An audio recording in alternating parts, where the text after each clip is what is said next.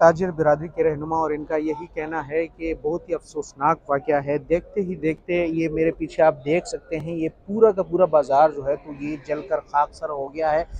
आस पास के जितने भी ये घर थे तो वो उनको भी खाली कराया गया, लेकिन आग ने पूरी लपेट में ले लिया है उसको, वो घरों को। तो अभी भी रेस्क्यू एहलकार यहाँ पर मौजूद हैं। ताजिर बिरादरी के रहनुमा के मुताबिक तकरीबन 4 से 5 घरों में जो है तो आग फैल चुकी थी, जबकि यहाँ पर कोई 40 के करीब, 40 से 50 के करीब यहाँ पर केबन्स थी, इस शॉप्स की, और इसी तरह मार्केट थी।